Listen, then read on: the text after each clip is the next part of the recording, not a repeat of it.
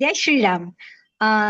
Friends, पहले तो मैं एक बात आपसे बोलना चाहती हूँ कि आई एम वेरी सॉरी हम लोग सेशंस नहीं कर पाए। बहुत ज्यादा बिजी हो गई थी एंड गर्मी के वजह से भी अवॉइड कर रहे थे। एंड आज हम लोग फिर एक साथ आ गए हैं। एंड एक क्वेश्चंस कुछ क्वेश्चंस मेरे पास आए हैं। वो क्वेश्चंस के answer uncle doctor Goel and Geetanjali ji देंगे। Welcome Geetanjali ji, welcome uncle ji. Dr. Goel, uh, thank you for joining me. Jai Shri Ram. Jai Thank you Shri for Ram. having us. And you're right, it's so warm and कुछ ना कुछ के कारण तबीयत ऊपर से सभी की हो रही है. Yeah. So uh, it's so good that we are able to meet today. And the questions you had sent, I've shared with your dad here, Dr. Goel. So I think the first question was about who are the devtas that we find in the Rig Veda. Yeah. कौन से देवता हैं जिनको हम आहुति देते हैं ऋग्वेद के मंत्रों के द्वारा. और आपने पूछा है कि उनमें अधिकतर इंद्र का नाम आता है. और ऐसा क्यों है, क्या इंद्र सबसे बड़े देवता थे ऋग्वेद के, या कुछ और भी दूसरे देवताओं का भी कोई स्थान था.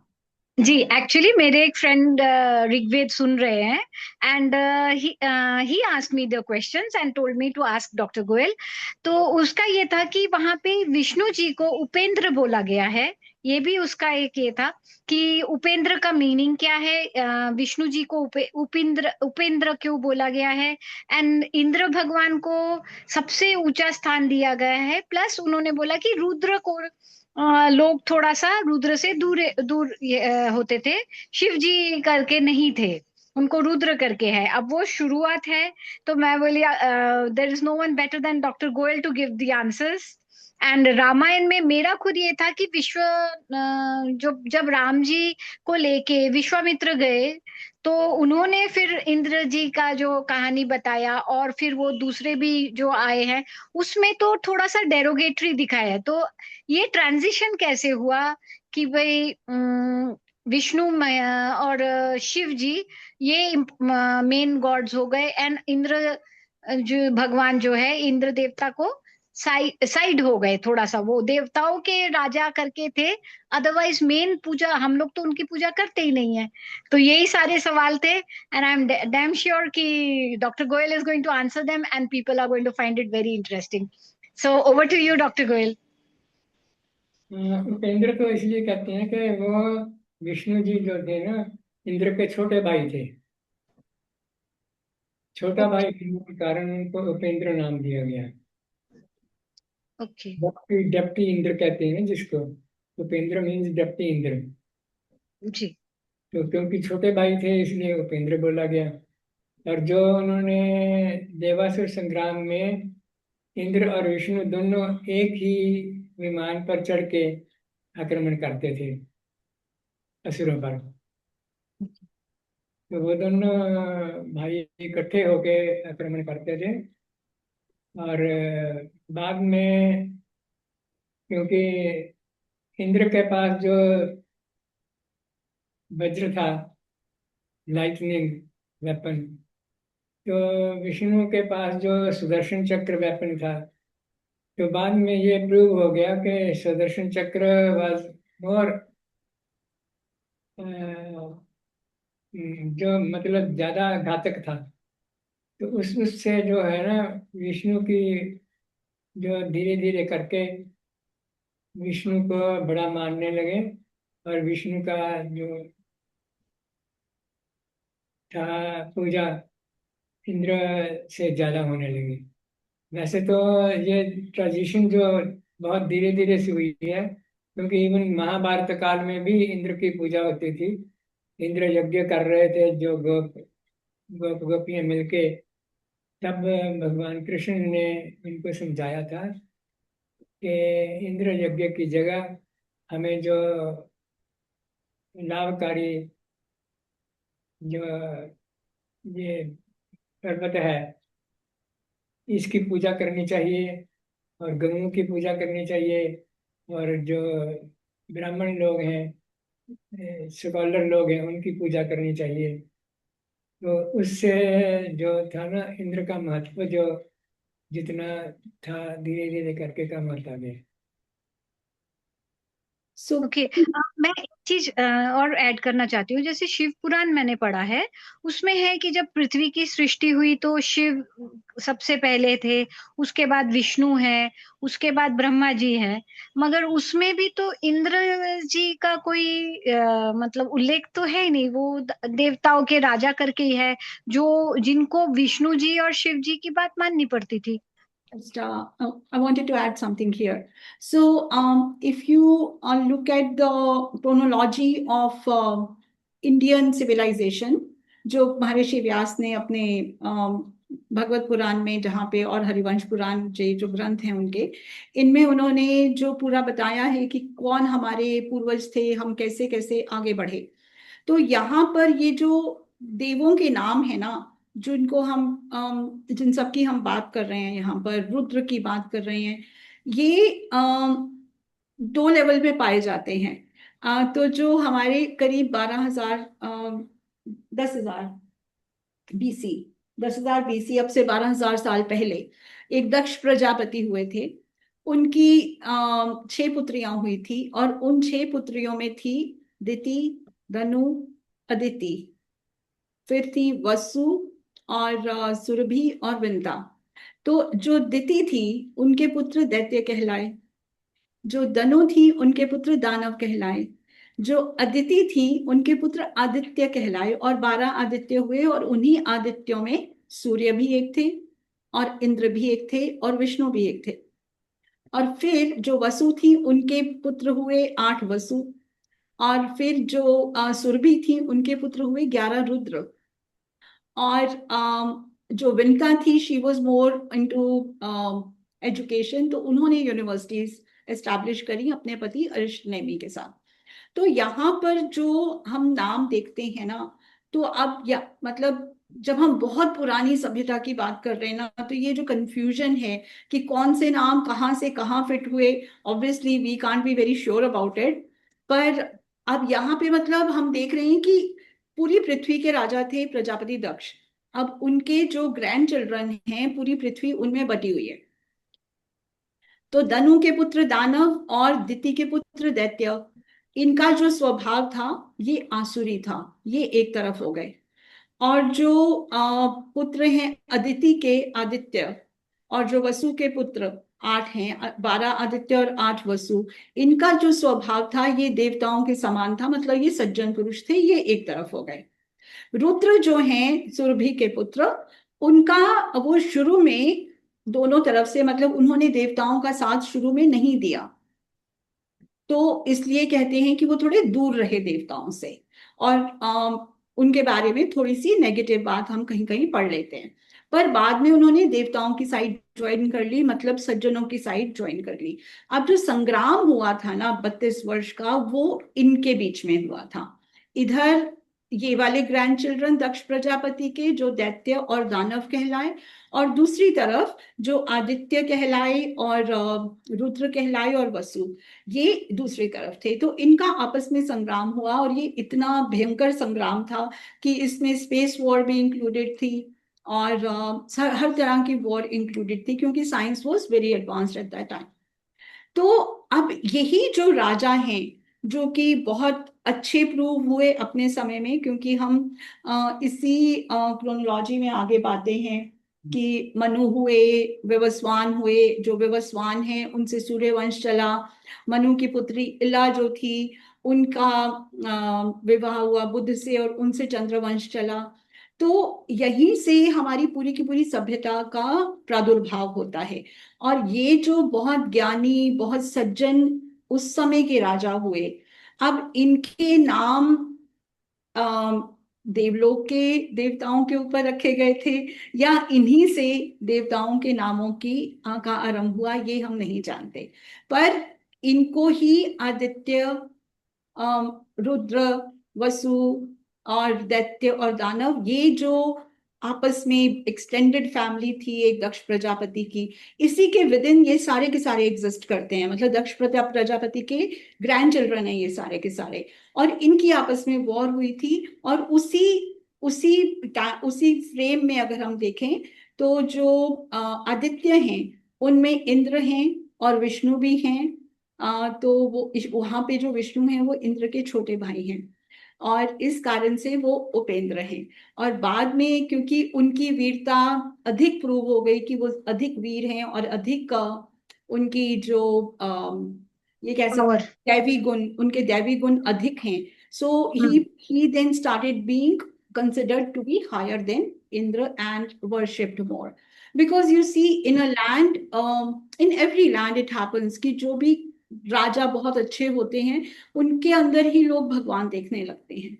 तो ये नाम जो भगवानों के हैं ना, ये यहाँ से इनका, या तो यहाँ से इनका आरंभ हुआ, या ये कह सकते हैं कि देवलोक में इस नाम के देवता थे और उन्हीं के नाम पे इनके नाम रखे गए और इस कारण इनका आपस में जब युद्ध हुआ तो उसको देवासुर संग्राम कह दिया गया। तो अब इसके बारे में मैं वापस पिताजी के पास, डॉक्टर गोयल के पास चलती हूँ। ये कंफ्यूजन हमारा जो है कि कौन से नाम किधर शिफ्ट हुए, उसके बारे में थोड़ा सा उस पर प्रकाश डालेंगे। नहीं, इसका मतलब हमारे ग्रंथों में जो भी वर्णन मिलता है उसमें ये स्पष्ट नहीं होता कि जो उनके दक्ष प्रजापति के संतान के नाम देवताओं पर रखे गए कि कैसे हुआ। पर ज्यादातर ऐसे लगता है कि जो वेदों में जो हमारे देवता हैं वो मोस्टली जो है प्रकृति की जो शक्तियां हैं, जैसे वर्षा की वर्षा करने वाले इंद्र, उनके हम्म। पास वज्र भी है, लाइटनिंग भी हम्म। है।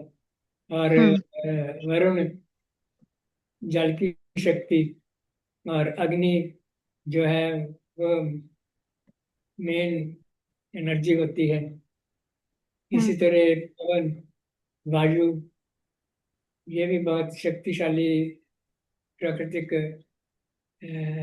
देवता हैं।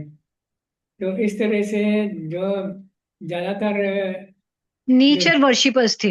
ऋग्वेद इज मोर टुवर्ड्स जो नेचर वेदों वर्क। की जो शक्तियां हैं देवताओं की, वो मोस्टली प्रकृति की शक्तियों के साथ संबंधित हैं।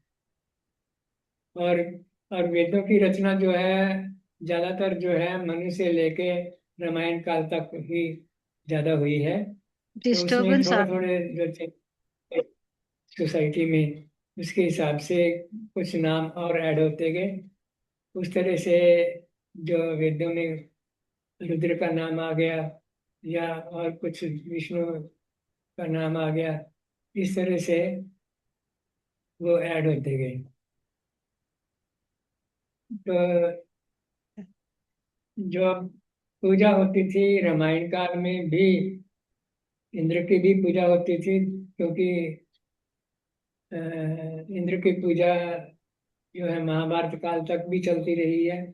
और उसके बाद भी हमारे यज्ञों में इंद्राय स्वाहा, वो इंद्र की पूजा तो कंटिन्यूड है, पर वो थोड़ा गौन गौन हो गई है, क्योंकि दूसरे देवताओं के नाम ऊपर आ गए हैं। इसमें शिव जी का और विष्णु का और ब्रह्मा का। ब्रह्मा की पूजा तो बहुत कम रह गई है। विष्णु और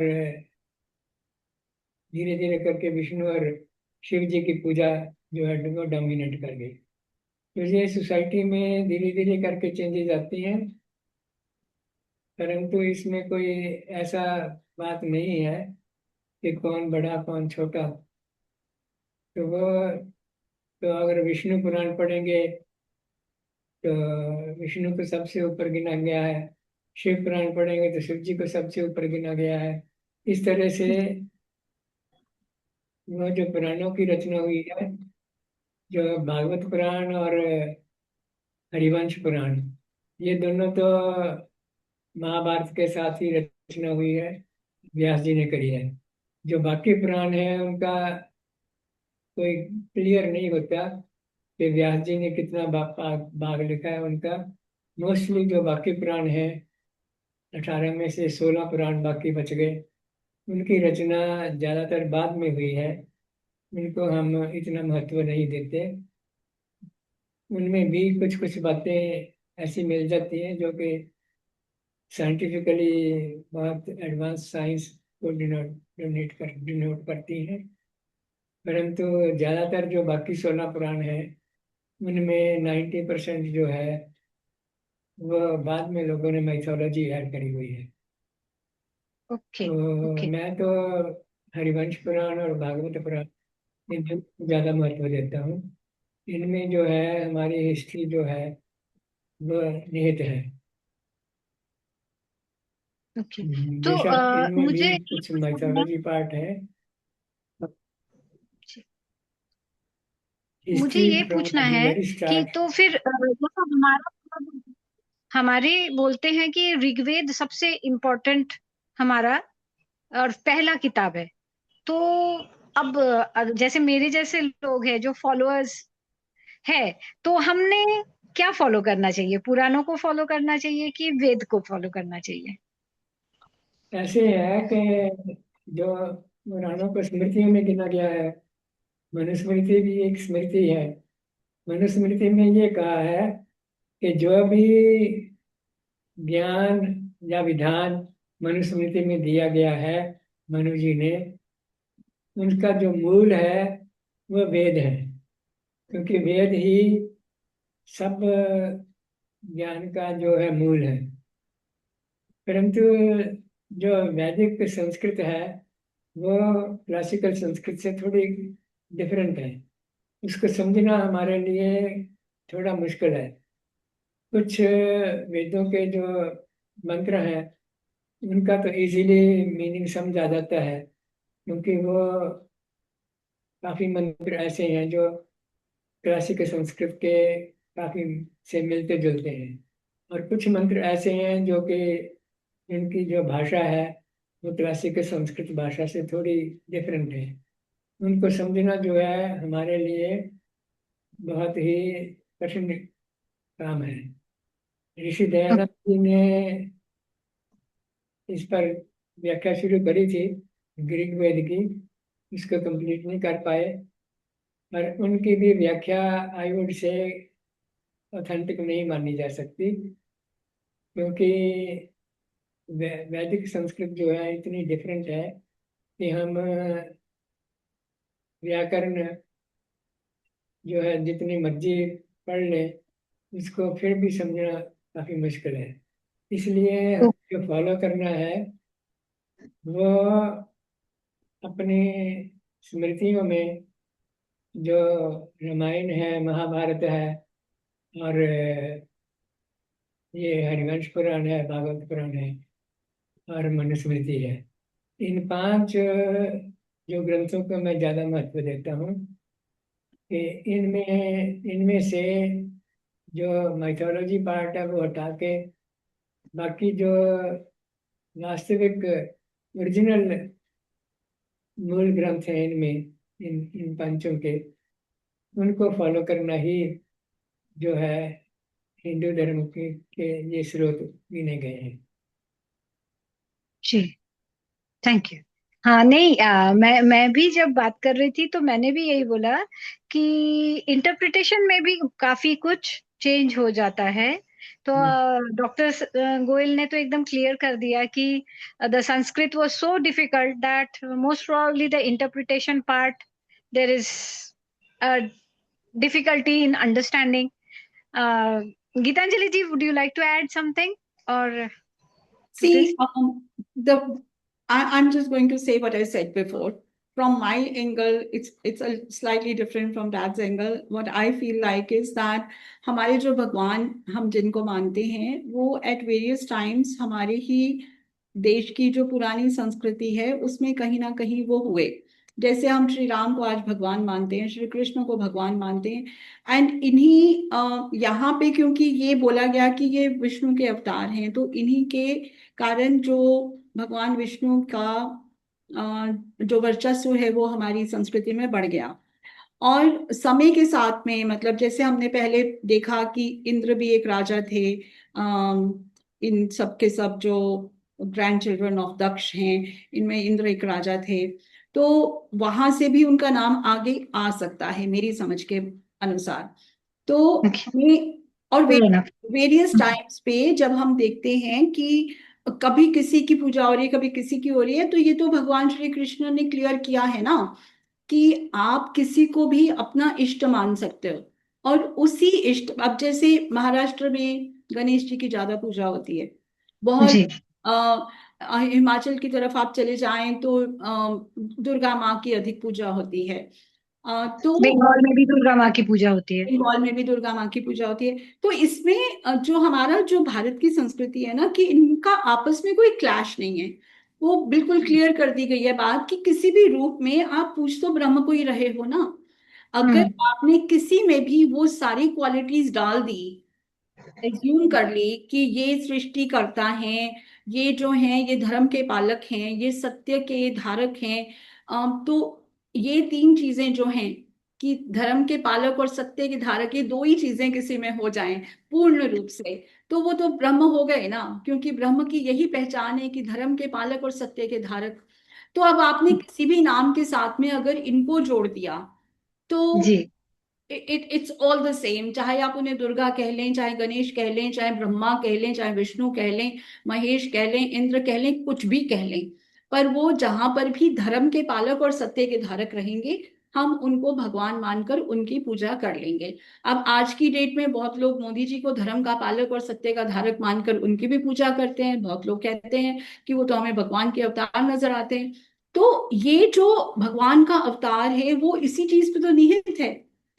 भगवान कृष्ण ने तो गीता में बिल्कुल स्पष्ट कर दिया ना कि ये अपि न देवता भक्ता ये श्रद्धान बताते भी मामेव कौन्तेय यजन्ति अविधि पूर्वकम, कि जो अन्य देवताओं की का यजन करते हैं या पूजा करते हैं वो भी मेरी ही पूजा करते हैं अविधि पूर्वक। गीता में है, गीता में है। यही पूजा हाँ, है। हाँ जी। तो किसी भी देवता वो कहते हैं किसी भी देवता की पूजा करो, वो जो उसका जो अर्पण होता है, समर्पण होता है, वो अल्टीमेटली मुझे ही पहुंच जाता है, भगवान को, ब्रह्म को पहुंच जाता है। जी, जी, हाँ, तो ये तो मैंने भी पढ़ा है। ये मैंने भी पढ़ा। हाँ जी। और विधि और अविधि में बस इतना ही अंतर है कि अगर हम गणेश जी को एक छोटा भगवान मानकर कि अच्छा अगर हम यहीं तक रुके रहते हैं कि अरे वो चूहे के ऊपर बैठते हैं और वो मोदक खाते हैं, अगर हम बस इतना देखकर उनकी पूजा करते हैं, सिर्फ इतनी सी विधि मानते हैं कि वो चूहे पे बैठने वाले और मोदक खाने वाले हैं, तो वो अविधि हो गई। और अगर हमने उन्हीं को धर्म का पालक और सत्य का धारक मान लिया और उनको सृष्टिकर्ता मान लिया, तो वो विधि पूर्वक हो गया। बस विधि और अविधि में भी यही अंतर है। अगर छोटा भगवान मान के पूजा कर रहे हैं तो अविधि हो गई, बड़ा मान के पूजा कर रहे हैं तो विधि हो गई। तो भगवान का तो नाम जैसे बोलते हैं ना, नर और नारायण, कि ना जी, जिस रूप में हम भगवान की पूजा करेंगे, हमारे ही क्रिएट करे हुए हैं। एकदम। उन्होंने हमें क्रिएट किया, हमने उन्हें क्रिएट किया।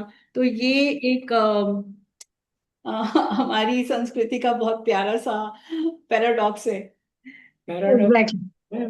भगवान ने ये भी तो कहा है ना कि देवान भागवतानि ते देवा भावयन्ति वै परस्परम भावयन्ति श्रेया परम वाप्स्यते, कि आप लोग, हम लोग देवताओं की अर्चना करें और देवता जो है हमारी भावनाओं को आगे बढ़ाएं।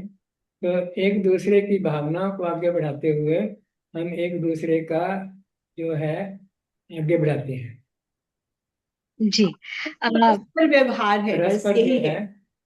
तो at the end of the day I think जो लोग ऋग्वेद का ये सुन रहे हैं उन लोगों को ये ध्यान रखना चाहिए कि संस्कृत जो उसमें लिखा हुआ है वो पूरा समझ के उनको समझाया जा रहा है, आगे समझाया जा रहा है कि नहीं। एक ये चीज है, and दूसरी चीज फेथ। आई थिंक सबसे बड़ी चीज फेथ है। हमारा जो भगवान, जिस भी भगवान के ऊपर हमारा पूरा का पूरा हम अपने आप को अर्पित कर देते हैं और हम उनको पूरा मान अपने दिल से उनको मानते हैं, वहीं पे जाके बात खत्म हो जाती है। आई थिंक वहीं पे जाके बात खत्म हो जाती है। And I am 100% sure that the person who has asked the question will watch this and may have many more questions. Whatever the questions, I will obviously ask you. And I want to tell the viewers one thing, कि next week I am planning कि पूरा का पूरा जो अयोध्या कांड है उस पे हम लोग एक चर्चा करेंगे, and then from there we will move on to the next. And मतलब 2-3 एपिसोड्स हम अयोध्या कांड के लिए रखेंगे। एंड आई प्रॉमिस यू इस बार कि मैं करूंगी। बहुत गर्मी है, बहुत परेशानी होती है, बट यस, तबीयत अगर ठीक रहा सभी लोगों का तो हम लोग जरूर आप फिर से आएंगे नेक्स्ट वीक। एंड अगर आप लोगों के पास क्वेश्चंस हैं, प्लीज ऐसे ही क्वेश्चंस पूछिए, क्योंकि हम लोग जिनसे पूछ सकते हैं उनसे पूछ के जब जवाब हम लोगों को मिलता है, उत्तर हमको मिलता है, तो फिर हमारा भी मतलब आइडियोलॉजी बोलिए या व्यू जो है वो वाइडन हो जाता है। Thank you so much doctor Goyal, thank you Gitanjali ji, and let's meet again next week. Fingers crossed कि कुछ ना हो। हाँ जी, बिल्कुल बिल्कुल मिलते हैं। और प्राचीन प्राचीन भारत में ना जो लोग थे वो वैदिक संस्कृत को अच्छी तरह समझते थे। उन्होंने वैदिक जो परंपराएं हैं, वैदिक जो नॉलेज है, उसके आधार पर ही मनुस्मृति और ये और दूसरे ग्रंथ, भागवत पुराण और हरिवंश पुराण और महाभारत, ये इनका आधार जो है वो आधार जो बेसिक फंडामेंटल्स हैं वो वेदों में ही निहित हैं। तो क्योंकि वो उस संस्कृत को समझते थे, इसलिए उन्होंने स्मृतियों में जो ज्ञान दिया वो सारा है वैदिक ज्ञान। और जी हमारे ग्रंथ में वो आ जाता है क्योंकि उन्होंने क्लासिकल संस्कृत में लिख दिया, इसलिए जी हम स्मृतियों को ज्यादा महत्व देते हैं। जी। हाँ जी, ओके। क्लियर हो हाँ गया जी। कुछ। ओके जी, अगले सप्ताह मिलते हैं। जय श्री राम। जय श्री जय श्री राम।